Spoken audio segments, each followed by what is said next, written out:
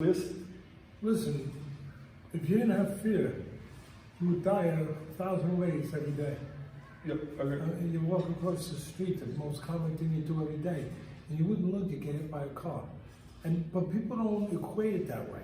They're more comfortable with that. Oh yeah, I look because I don't want to get hit by it. But they don't want to hear the word fear. It's like taboo.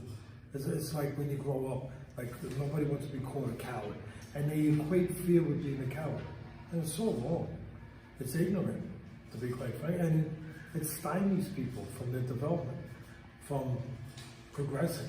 It really does, because it should be taught to them that fear is normal. Fear is in everyone. Nature put it there, God put it there, whatever you're comfortable with. But it's there for a reason, to make you aware. Because there are dangerous things out there. There are things that you have to be aware of. But it's not supposed to consume you. It's supposed to make you aware, and then you have to learn how to control it. You have to learn how to be able to take it. And to your point, when I was making the analogy about fire, it's like fire.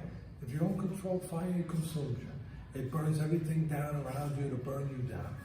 But if you learn how to control it, it'll cook for you. It'll heat your home. It'll do a lot of good things. Well, fear is no different. Now, when you talk about it that way, oh yeah, I'm comfortable, no problem. But then when you start talking one-on-one to a person about fear, they start pushing away from it. Don't push away from it. Embrace it, understand it, and you can be more effective, more efficient in anything you do. And that's a big part of boxing. There's no doubt about it. I mean, when you teach, my mentor Costamano used to always tell me that get a kid when he's young and teach him the movements, and he'll be just do, and get him in the ring, he'll just do it. Why? Because he hasn't developed to the point where he's thinking about how it could get him hurt. It's just a game. It's just it's just physical moves. And when it's just physical moves, hey, anyone can do it. But then when you bring the element of danger, the emotional element, the component of fear, now you get an older guy who's more developed than the little kid, bigger muscles, he's quicker. But now, if I do that, I might get hit. And he's hesitant. No, that's amazing. And another thing that I noticed, I think there's a lot with what you just said right now. You mentioned a lot of times like boxing is life, boxing is life, boxing is life. So it's pretty much the same mindset, almost like what happens in life and what happens in the ring, right? And listen, we're all in a fight. If you haven't noticed yet, then you must still be in the cradle, and you're getting your milk handed to you, and your diaper's changed, and later on you're getting a little applesauce, and that's cool. I wish I could go back to that. But once you progress past that, we're in a fight. It's just a matter of what are you fighting for? Well, we're in a fight, and that's life. So the quicker you learn how to deal with it, to arm yourself for that fight, the better off you're going to be. And I'm hoping that these videos can help in those areas. No, I agree 100%, especially like for seeing all the philosophies that you made in the moves. I think that's what people want to learn the most. Not only like the techniques that anybody can teach, but the experience that you bring to the game. So I'll tell you, last question here. So you have worked with like multiple boxing world champions. What do you think, and I think I know your answer, what do you think that differentiates the champion to the one that doesn't make it? So I think it's going to come down to the mindset again. I would love to hear that from you. Yeah, no, I tell you what it's not. I get it. It's not, I find it not to be the talent. I know that's going to blow a lot of people away. They're going to be like, what? But I find that most people, if they're athletic and they've been at it long enough, they have enough talent to make it to the top. And the separating point becomes this. Becomes the ones who learn the difference, and it's life too, to be quite honest, between the truth and the lie. In that ring, that chamber of truth, and in life. What is the difference between the truth and a lie? The truth is that we are in control of our own choices. There are choices, even under pressure. Pressure comes, oh man, it comes. It comes like a tidal wave, and it hits you.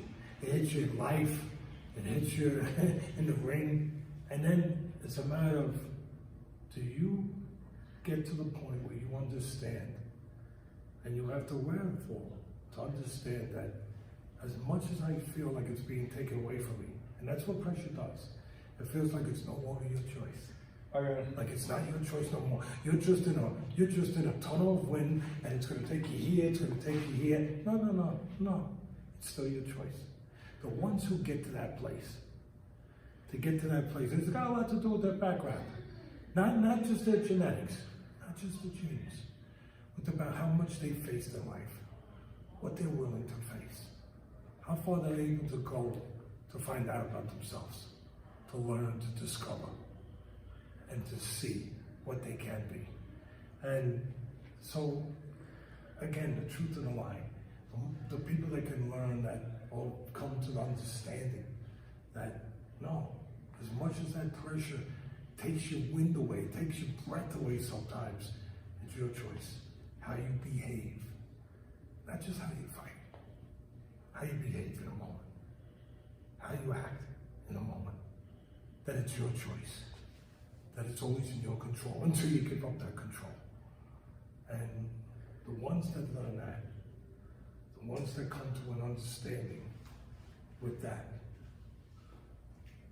whatever talent they have, they're going to get the most out of it. Yeah. And when you get the most out of your talent, guess what? You're probably going to get to a pretty damn high place. That makes sense. And the other ones that they ain't going to get, I know it's not the right English, but they ain't gonna get the most out of it. You know, part of what it takes, you asked the, obviously, the $64,000 question, what does it take? What separates people? They have to understand what comes with the pressure. When that moment comes, they have to understand that the dangerous part of pressure is the part that lies to you. That's the key. That it makes you feel that moment you're going through is going to last forever. I got it. And it's not. It's not. It's going to last, if it's boxing, it might last for another minute. At the most, it's going to last for 36 minutes if you're going 12 3-minute rounds, baby. 36 minutes in your life. You haven't done something difficult, something extreme, something hard, something uncomfortable, maybe something scary. 36 minutes. When I put it that way, you say, oh yeah, Dad, yeah. But when you're in that moment, in the ring, and it's a 30-second moment, or what, a minute, 10 seconds, you start to feel the pressure comes, it covers you like a fog, and it doesn't let you see nothing, and it lies to you. It says this is going to be forever. It's not forever. It's 30 seconds. It's 30 seconds. Yeah. You know what's forever? What you do. That's forever. That's eternity. The fighters that learn that, and the people in life too, that learn that, champion, baby.